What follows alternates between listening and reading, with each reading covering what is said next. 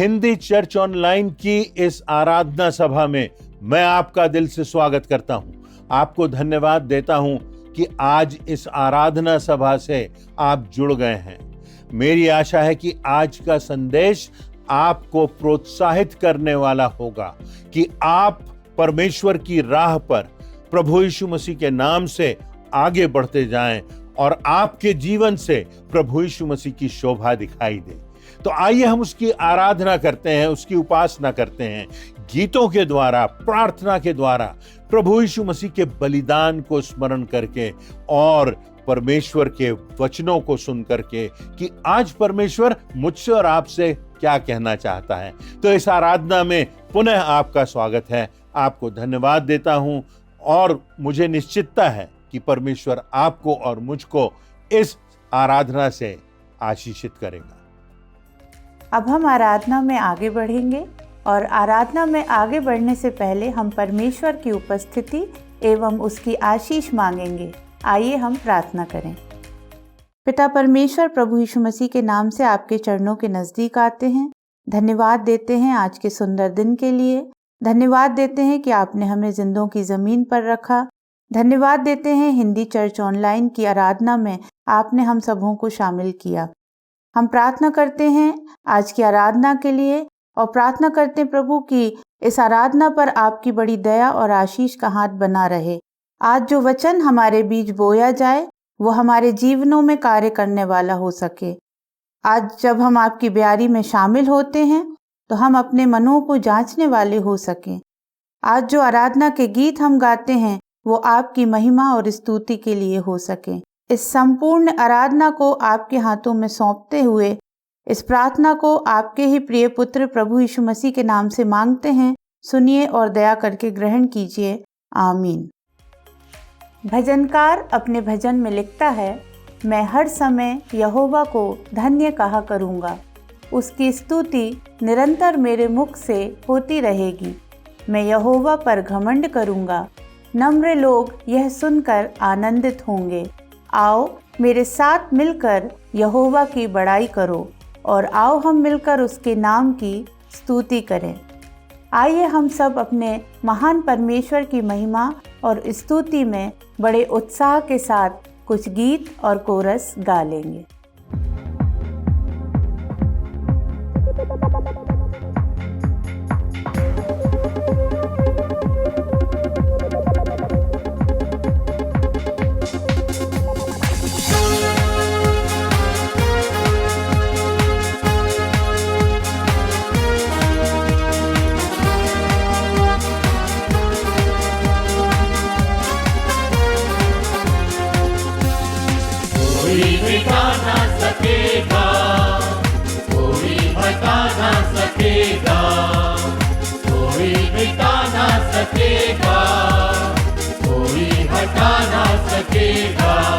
यीशु के प्यार से हमको दिखा ना सकेगा, कोई मिटा ना सकेगा, कोई हटा ना सकेगा, कोई मिटा ना सकेगा, कोई हटा ना सकेगा।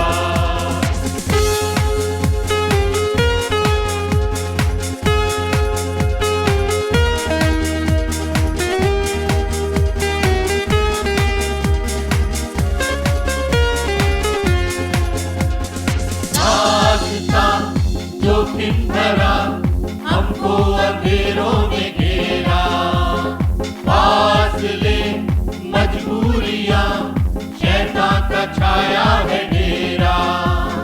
रास्ता जोखिम भरा, हमको अंधेरों में घेरा, फासले मजबूरियां, शैतान का छाया है डेरा।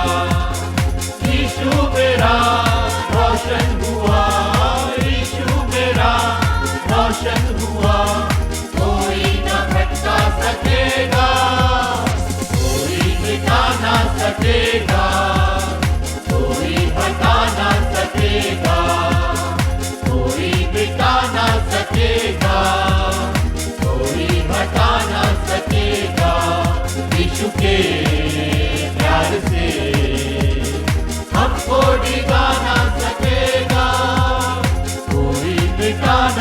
सकेगा, कोई हटा ना सकेगा, कोई मिटा ना सकेगा, कोई हटा ना सकेगा।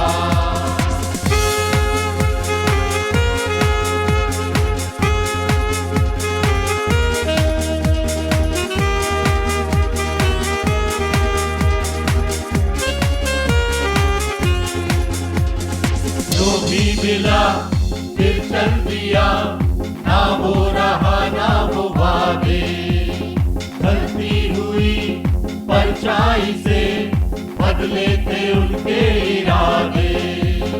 जो भी मिला फिर चल दिया, ना वो रहा ना वो वादे, ढलती हुई परछाई से बदले थे उनके इरादे।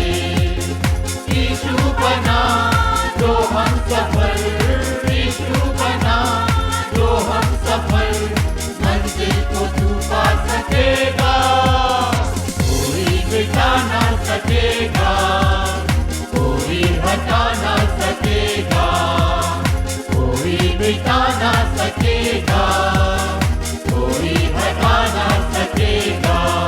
यीशु के प्यार से हमको डिगा ना सकेगा, कोई मिटा ना सकेगा, कोई हटा ना सकेगा, कोई मिटा ना सकेगा, कोई हटा ना सकेगा।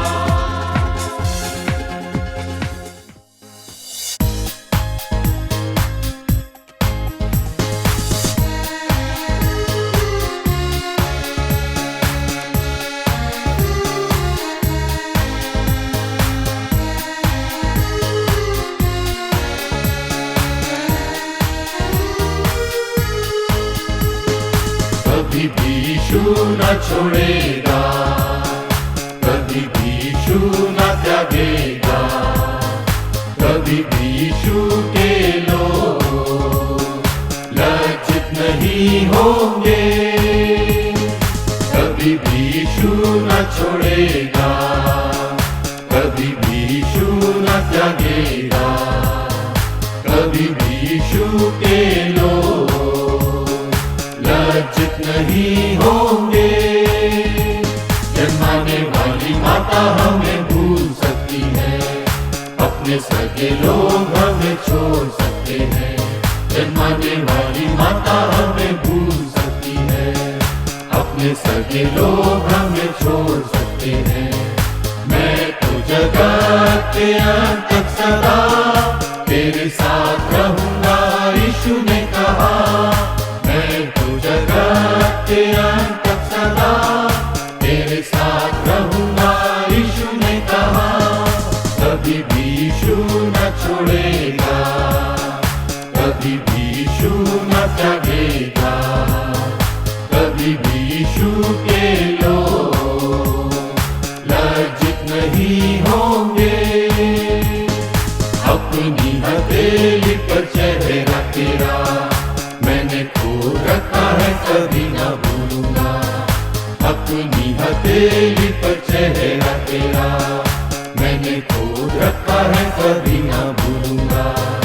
अपनी आंखों की पुतली समान रखता हूँ मैं सदा तेरा ध्यान। अपनी आंखों की पुतली समान रखता हूँ मैं सदा तेरा ध्यान।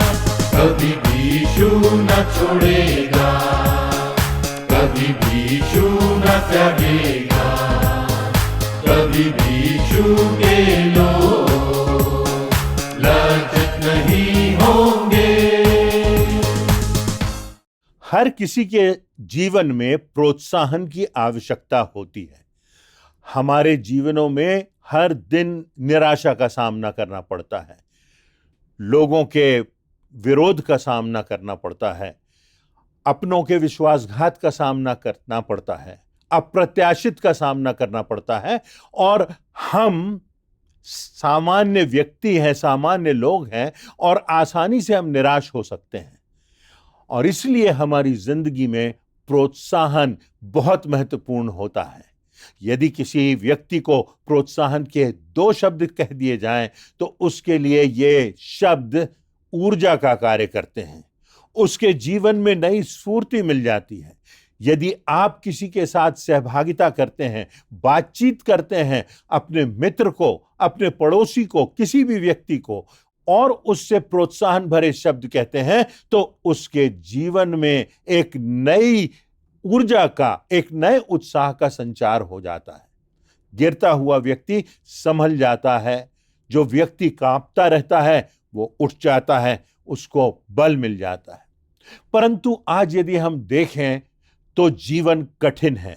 बहुत कम ऐसे लोग हैं जो दूसरों को प्रोत्साहित करने के लिए हर दिन तैयार होते हैं।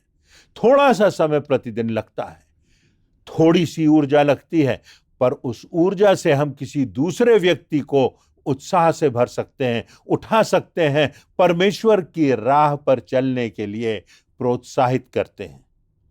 जीवन कठिन है, संघर्ष से भरे रास्ते हैं, षड्यंत्रों के ताने बाने हैं और प्रोत्साहन के खातों पर दिवालियेपन की मानो मोहर लग गई है। जिंदगी में और विशेषकर हमारे परिवारों के संदर्भ में प्रोत्साहन की प्रमुखता को समझना आवश्यक है।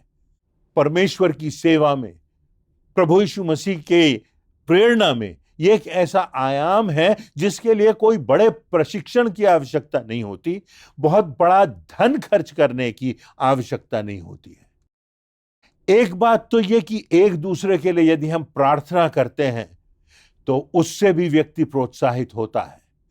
प्रोत्साहन जो है वो शब्दों में होता है, वो हमारी शरीर की भाषा में होता है, वो भावनाओं के संचार में होता है, वो किसी पीड़ित के कांधे पर हाथ रख देने से होता है, किसी के लिए मुस्कुराहट से कुछ कह देने से होता है।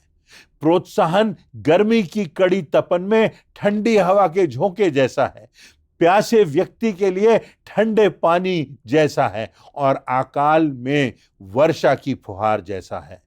हम सबको प्रोत्साहन की आवश्यकता रहती है, पर यह मिलता बहुत कम है।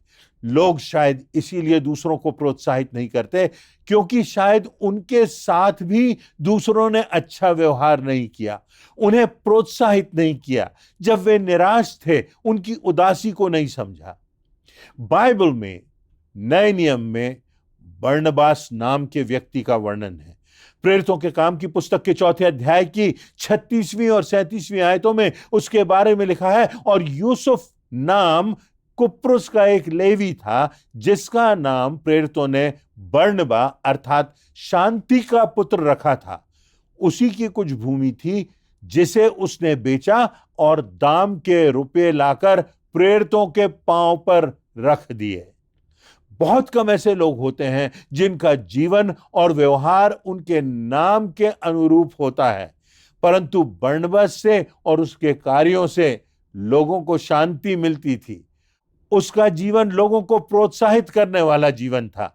जब शाऊल का हृदय परिवर्तित हुआ तो बाकी चेलों के लिए यह स्वीकार करना बड़ा कठिन था कि किस प्रकार मसीहियों को सताने वाला, मसीहियों का संहार करने वाला सुसमाचार का प्रचारक बन गया है, प्रभु यीशु मसीह की सेवा में सहभागी हो गया है, विनम्रता से भर गया है। परंतु बरनबास ही था जिसने शाऊल यानी पौलुस को लाकर चेलों से मिलवाया। प्रेरितों के नाम की पुस्तक के 9वें अध्याय की 27वीं आयत में लिखा है, परंतु बरनबास उसे अपने साथ प्रेरितों के पास ले गया और उनसे कहा कि इसने किस रीति से मार्ग में प्रभु का दर्शन किया है और इसने इन बातों की प्रतीति की है। फिर दमिश्क में इसने कैसे हियाव से यीशु के नाम का प्रचार किया है। इस आयत में बरनबास का वर्णन है, उसने पौलुस को किस प्रकार प्रोत्साहित किया, चेलों के मन में जो शंकाएं थी उन्हें दूर करने का प्रयास किया। जहां कहीं भी उसका वर्णन आया है वहां वह लोगों को, चेलों को प्रोत्साहित करता हुआ नजर आता है। यहां भी बरनबास पौलुस को, जब उसने प्रभु यीशु मसीह को स्वीकार किया, प्रोत्साहित करता है और पौलुस को उसकी सेवकाई में आगे बढ़ाने में बरनबास का प्रमुख योगदान रहा। आज के संदेश में हम बरनबास के जीवन से प्रोत्साहन के विषय में 3 बातों को देखेंगे और विचार करेंगे कि हम भी इस संसार में लोगों को प्रोत्साहन देने वाले कैसे बन सकते हैं। तो इस संदर्भ में पहली बात यह है कि प्रोत्साहन देने वाला व्यक्ति अपने स्रोतों से दूसरों को लाभ देता है। हमारे पास जो कुछ है वह परमेश्वर का दिया हुआ दान है। परमेश्वर ने हमें समय दिया है, हमें स्रोत दिए हैं, धन दिया है, हमको बहुत सी योग्यताएं दी हैं। क्या हम उसका इस्तेमाल, उन बातों का, उन योग्यताओं का इस्तेमाल दूसरों को प्रोत्साहित करने के लिए करते हैं या नहीं? हमारे शब्द, हमारी प्रार्थनाएं, हमारे व्यक्तित्व तो उथले हो सकते हैं, परंतु जो समय अथवा स्रोत हम देते हैं वह झूठा नहीं हो सकता। जैसा कि हमने पहले भी सुन लिया कि प्रेरितों के काम की पुस्तक के 4 अध्याय की 36वीं और 37वीं आयतों में लिखा है, और यूसुफ नाम कुप्रुस का एक लेवी था जिसका नाम प्रेरितों ने बरनबा अर्थात शांति का पुत्र रखा था। उसकी कुछ भूमि थी जिसे उसने बेच दिया और जो दाम था उसको प्रेरितों के कदमों में लाकर रख दिया। बरनबास के विषय में हम पाते हैं कि उसे दूसरों के हित की केवल चिंता ही नहीं थी, परंतु दूसरों के हित के लिए उसने कुछ कार्य भी किया, कुछ प्रयास किया, कुछ एक्शन था, उसके प्रयास थे जिससे लोग प्रोत्साहित हुए। जब कलीसिया को आगे बढ़ाने के लिए, कलीसिया को अच्छे से अगुवाई करने के लिए विश्वासियों की आवश्यकता थी, तब बरनबास ने अपनी भूमि बेचकर वो पैसे प्रेरितों को लाकर दे दिए। हम इस बात को ध्यान रखें कि यदि हमें किसी को प्रोत्साहित करना है और उसके लिए यदि हम अपना समय देते हैं और हम अपना धन या अपने स्रोत लगाते हैं, तो वास्तव में यह प्रोत्साहन होता है। किसी ने कहा है, किसी व्यक्ति को जानने के लिए यह देख लीजिए कि वह अपना धन कहाँ लगा रहा है, धन कैसे खर्च कर रहा है, अपने स्रोतों को किस प्रकार से उपयोग में ला रहा है, और वह अपना समय किन बातों पर लगा रहा है। जहां तेरा धन है वहां तेरा मन भी होगा। क्या हमारा मन है कि हम दूसरों को प्रोत्साहित करें? क्या हमारे कार्य हैं कि हम दूसरों को प्रोत्साहित करें? तो जब हम सच्चे मन से प्रयास करते हैं तो हम दूसरों का भला करने के लिए उसे प्रोत्साहित करते हैं। वचन में भी यही बात लिखी है, जैसा मैंने कहा, जहां तुम्हारा धन है वहां तुम्हारा मन भी लगा रहेगा। तो हमें बरनबास से यह शिक्षा लेना है कि हमको ना सिर्फ दूसरों को प्रोत्साहित करने के लिए शब्दों की आवश्यकता है, पर समय लगाना है, समय देना है, हमको अपने स्रोत भी देना है, धन भी खर्च करना है, किसी दूसरे के लाभ के लिए अपना अहित भी बर्दाश्त करना पड़े तो वह भी करना है। दूसरी बात यह है कि प्रोत्साहन देने वाला व्यक्ति दूसरों के आनंद में आनंदित होता है। दूसरों के दुख में दुखी हो जाना, मृत्यु के समय साथ में खड़े हो जाना बहुत बड़ी बात होती है, परंतु उससे भी बड़ी बात होती है यदि हम किसी के आनंद में आनंदित होते हैं। कई बार दूसरों के आनंद में हम दुखी भी हो जाते हैं। हम देखते हैं कि आज संसार भिन्न है। व्यक्तियों को, दूसरों को खुश देखकर, आनंदित देखकर, उत्साहित देखकर कई बार अपने ही लोग दुखी हो जाते हैं।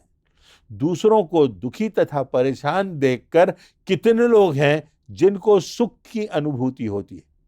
इसलिए किसी ने कहा है कि लोग आज दुखी हैं क्योंकि दूसरे सुखी हैं। प्रेरितों के काम की पुस्तक के 11वें अध्याय की 22वीं से 24वीं आयतों में लिखा है, तब उनकी चर्चा यरूशलेम की कलीसिया के सुनने में आई और उन्होंने बरनबास को अन्ताकिया भेज दिया। वह वहां पहुंचकर परमेश्वर के अनुग्रह को देखकर आनंदित हुआ और सबको उपदेश दिए कि तन मन लगाकर प्रभु से लिपटे रहो, क्योंकि वह एक भला मनुष्य था और पवित्र आत्मा से परिपूर्ण था और बहुत से लोग प्रभु में आ मिले। हम पाते हैं बरनबास को जब यरूशलेम की कलीसिया ने अंताकिया भेजा तो वहां कलीसिया की उन्नति को देखकर वह आनंदित हुआ। जब उसने लोगों को आनंदित देखा, खुश देखा, उत्साहित देखा, तो उसे भी खुशी मिली, उसे भी प्रोत्साहन मिला और फिर उसने लोगों को प्रोत्साहित किया। यह सामान्य बात नहीं है, क्योंकि मानवीय स्वभाव दूसरों की उन्नति देखकर अक्सर आनंदित नहीं होता, परंतु बरनबास आनंदित हुआ सबको आनंदित देखकर, और फिर वो सबको, कलीसिया को, लोगों को प्रोत्साहित करने में लग गया। और तब वचन में लिखा हुआ है कि उसके प्रोत्साहन का क्या परिणाम हुआ? उसके प्रोत्साहन से बहुत से लोग प्रभु में आ मिले। बाइबल तथा इतिहास के अनुसार अंताकिया के कलीसिया के लोग ही सबसे पहले मसीही कहलाए, उन्हें मसीही कहा गया। इसके पहले चेला कहा जाता था, अनुयायी कहा जाता था, जो प्रभु यीशु मसीह का अनुगमन करते थे। परंतु अंताकिया के कलीसिया के लोग पहली बार मसीही कहलाए। तीसरी बात यह है कि प्रोत्साहन देने वाला दूसरों को आगे बढ़ने का अवसर देता है, दूसरों को आगे बढ़ाने का प्रयास करता है। प्रेरितों के काम नामक पुस्तक के 11वें अध्याय की 25वीं और 26वीं आयत में लिखा है, तब वह शाऊल को ढूंढने के लिए तरसुस को चला गया और जब उनसे मिला तो उसे अंताकिया में लाया। और ऐसा हुआ कि वे 1 वर्ष तक कलीसिया के साथ मिलते और बहुत लोगों को उपदेश देते रहे। अंताकिया की कलीसिया बढ़ रही थी और वहां बरनबास उचित सेवा दे रहा था और अगुवाई कर रहा था। परंतु अचानक ही वह तरसुस चला गया और वहां से पौलुस को सेवकाई हेतु लेकर के आ गया। पौलुस की सेवा से अंताकिया की कलीसिया बहुत तेजी से बढ़ी। यह वही पौलुस था जो पूर्व में शाऊल था। हम पाते हैं कि शाऊल मसीहियों को सताने वाला था और जब बरनबास उसे लेकर चेलों के बीच में आता है तो उन्हें उसे स्वीकार करने में कठिनाई होती है। लेकिन बरनबास निरंतर पौलुस को सेवकाई के लिए प्रोत्साहित करता रहा और बाद में चेलों ने भी पौलुस को स्वीकार कर लिया, अपना लिया, अपना साथी बना लिया। यदि बरनबास पौलुस को स्वीकार नहीं करता और उसे आगे बढ़ाने का अवसर नहीं देता तो संभवतः पौलुस की सेवकाई सीमित रह जाती। प्रोत्साहन के महत्व से जुड़ी एक घटना है जिसका वर्णन चित्रकार जो बहुत प्रसिद्ध था बेंजामिन बेस्ट ने किया है। उसने बताया कि जब वह मात्र 5 साल का था उसकी मां एक दिन उसे घर में अकेला छोड़ करके चली गई। बेंजामिन ने अपनी मां की जो पेंटिंग का सामान था उसे निकाला और सारे कमरे में बिखरा दिया। पेंट्स जो थे वो यहां वहां कर दिए, फर्श पर यहां वहां उसने विचित्र ढंग से सारे पेंट्स बिखरा दिए, खाने की प्लेट्स में रंग घोल दिया और बोतलें तोड़ दी। और तब उसने एक छोटा सा बालिका का चित्र भी बनाया। वह बहुत डरा हुआ था क्योंकि उसे डर था कि जब मां लौटेगी तो डांटेगी, क्योंकि वो देखेगी कि इसने किस प्रकार से खाने के जो बर्तन थे उन्हें बर्बाद किया, सारे फ्लोर पे सारे तरफ पेंट को फैला दिया। और जब मां लौटी तो उसने बेंजामिन को देखा, उस कमरे की हालत देखी और उसने बेंजामिन को, अपने बेटे को आगोश में ले लिया और चूमा और उसने कहा, तुमने तो बहुत खूबसूरत चित्र बनाया है, तुमने तो इस कमरे में रंग भर दिए हैं। और मां ने बहुत खुशी दिखाई। और तब बेंजामिन बेस्ट ने कहा कि मेरी मां के प्रोत्साहन भरे उन शब्दों ने ही मुझे चित्रकार बनने के लिए प्रेरित किया। प्रतिदिन मैं और आप भी पेंटिंग करते हैं, अपने विचारों से, अपने शब्दों से, अपने प्रयासों से, अपने कार्यों से कोई ना कोई चित्र बनाते हैं और हम शायद गलतियां ज्यादा उजागर करते हैं और गलतियां करते भी हैं। उन रंगों को बिखराने में न खूबसूरत चित्र बन पाता है और न ही किसी के लाभ की बात लगती है। परंतु प्रोत्साहन के 2 शब्द हमें अपने कार्य में दक्ष बना सकते हैं, मंजिल तक पहुंचा सकते हैं, ऊंचाइयों तक ले जा सकते हैं। तो आज हमारे लिए प्रेरणा की बात है बरनबास के चित्र को देखना, उसके जीवन को समझना, उसके जीवन में प्रोत्साहन को समझते हुए उसकी गरिमा को समझना, उसको कार्य रूप में लाना और प्रोत्साहित रहना और दूसरों को प्रोत्साहित करना और उस प्रोत्साहन का परिणाम देखना पौलुस के जीवन में। तो हम भी अपने शब्दों से, अपने प्रेम से, अपनी बातों से, अपने व्यवहार से दूसरों को प्रोत्साहित कर सकें परमेश्वर की राह पर आगे बढ़ाने के लिए। प्रभु यीशु मसीह के उत्तम से उत्तम गुणों को, जो क्षमा का है, जो प्रेम का है, जो दूसरों को उठाने का है, जो उद्धार लाने का है, उनसे दूसरों के जीवनों को दिशा देने के लिए प्रयास करते रहें। यह हमारे जीवन में आज परमेश्वर का संदेश है, बरनबास के जीवन से शिक्षा है और थोड़े से प्रयास से बहुत बड़े बड़े परिणाम हम देख सकेंगे। अंधकार में डूबते हुए जीवनों को प्रोत्साहन की रोशनी से हम भर सकते हैं, कितनों को हम प्रभु के मार्ग पर ला सकते हैं। तब यह आयत जो बरनबास के लिए लिखी है हमारे जीवनों में भी सत्य बन सकेगी, चरितार्थ हो सकेगी, क्योंकि वह एक भला मनुष्य था और पवित्र आत्मा तथा विश्वास से परिपूर्ण था। क्या हमारे जीवन की यह गवाही होगी?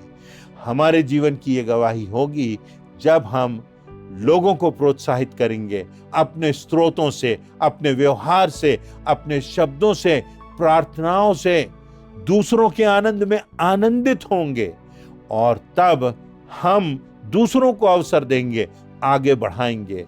कभी कभी इसके लिए हमें पीछे भी हटना पड़े तो पीछे हटेंगे कि नए लोग आए, आने वाली पीढ़ी अग्रसर हो और परमेश्वर के कार्य को, प्रभु यीशु मसीह के नाम को आगे बढ़ाए।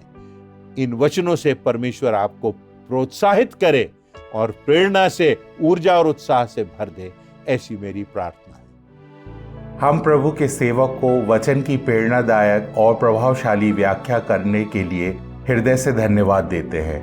उनके शब्दों ने हमें आत्मिक रूप से समृद्ध किया और हमारे विश्वास को मजबूत किया। आइए हम परमेश्वर के प्रेमपूर्ण निमंत्रण को स्वीकार करते हुए प्रभु भोज में सम्मिलित होंगे। यह भोज हमें प्रभु यीशु मसीह के महान बलिदान की याद दिलाता है, जिसने मानव जाति के उद्धार का मार्ग खोला। हम अपने मन और आत्मा को शुद्ध करें, अपने जीवन का आत्म परीक्षण करें और पूर्ण भक्ति के साथ यह गीत गाएं, ताकि हमारा हृदय इस पवित्र ब्यारी के लिए तैयार हो सके।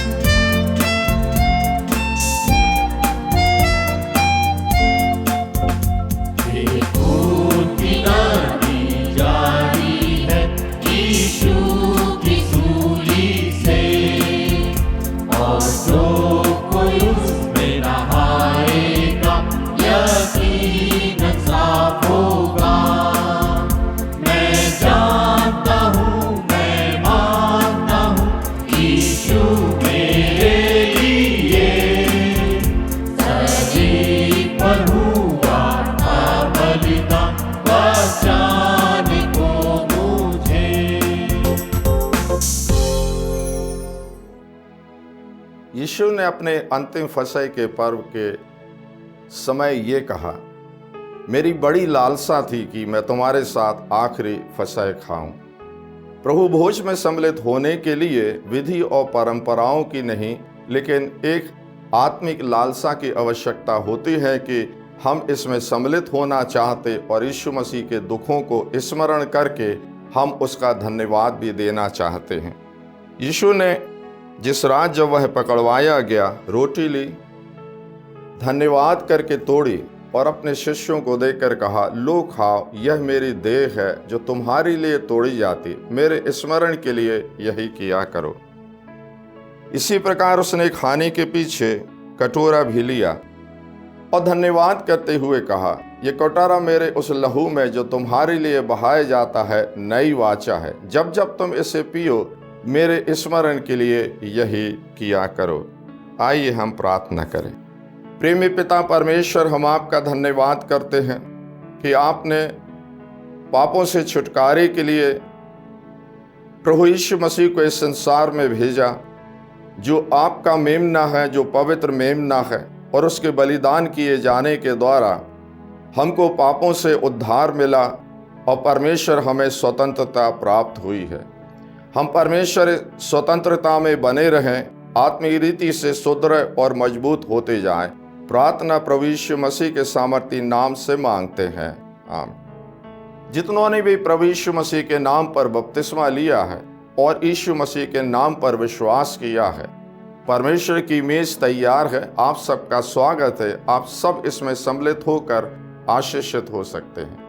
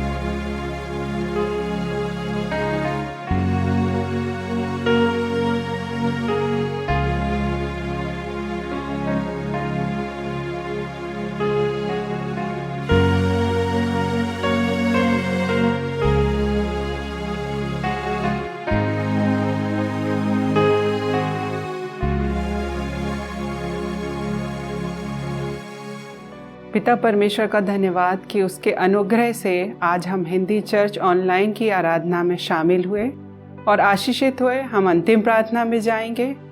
प्रार्थना के बाद हम एक कोरस गाएंगे और पिता परमेश्वर की आशीष ग्रहण करके आज की आराधना समाप्त करेंगे। आइए हम प्रार्थना करें। पिता परमेश्वर, एक बार फिर हम आपके चरणों के नज़दीक आते हैं। हम आपका हृदय से धन्यवाद देते हैं आज के सुंदर और आशीषित दिन के लिए जो आपने हमारी ज़िंदगी में जोड़ा। हम धन्यवाद देते हैं पिता परमेश्वर, आज की इस आराधना पर आपकी उपस्थिति बनी रही प्रभु, और हमने आपके अनुग्रह को पाया। हम धन्यवाद देते हैं खुदा बाप इस व्यवस्था के लिए, हिंदी चर्च ऑनलाइन आराधना के लिए प्रभु, जिसके माध्यम से हम पिता परमेश्वर आपके नाम की महिमा और स्तुति करने पाते हैं प्रभु, और आपके अनुग्रह को पाने वाले होते हैं पिता। हम धन्यवाद देते हैं उन गीतों के लिए पिता परमेश्वर जो हमने आज आपकी महिमा और आदर के लिए गाए प्रभु जी। हम जानते पिता वो आपको ग्रहण योग्य हुए होंगे प्रभु, और उससे आपको महिमा मिली होगी। हम विशेष प्रार्थना करते हैं खुदा बाप अपने वक्ता महोदय के लिए, जिन्होंने आज के वचन को हमारे मध्य रखा प्रभु जी। आपका अनुग्रह बना रहा, इसके लिए हम आपको धन्यवाद देते हैं। उन वचनों से हम आशीषित हो सके खुदा पिता। हम धन्यवाद देते हैं कि हम आपकी ब्यारी में सम्मिलित हो सके और आपके उस बलिदान को स्मरण कर सके पिता परमेश्वर, जो आपने हम जैसे पापियों के लिए किया पिता। विनती निवेदन करते हैं कि जब हम इसमें शामिल हुए हैं तो हम अपने जीवनों की कमियों और घटियों को जानने वाले हो सकें पिता, उन्होंने अपने जीवनों से दूर करने वाले हो सकें पिता परमेश्वर। धन्यवाद देते हैं कि जिस प्रकार आपने पिछले सप्ताह भर हम पर अपनी आशीष बना कर रखी और अपने अनुग्रह और दया में हमको बना कर रखा पिता, आने वाले पूरे सप्ताह पर आपका मार्गदर्शन और आपका अनुग्रह और आपकी दया चाहते पिता परमेश्वर। आप हम सबको संभालिए, अपनी सुरक्षा में, अपने पनाह में बना कर रखिए पिता। हर एक प्रार्थना विनती निवेदन को हम आपके चरणों के समीप रखते हैं पिता, और इस प्रार्थना को अपने उद्धारकर्ता मुक्तिदाता प्रभु यीशु मसीह के नाम से मांगते हैं, आमीन।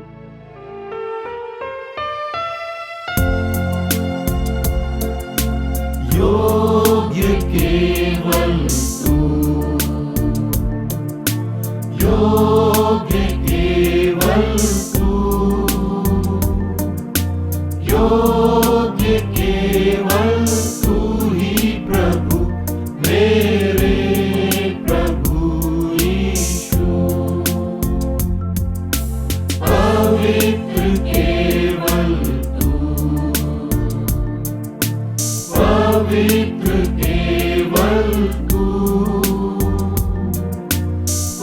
पवित्र केवल तू ही प्रभु, मेरे प्रभु यीशु।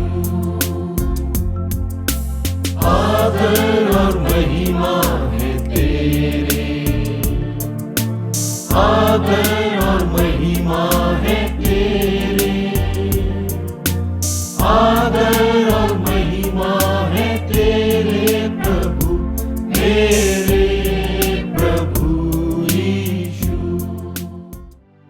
आइए पिता परमेश्वर की आशीष ग्रहण करें।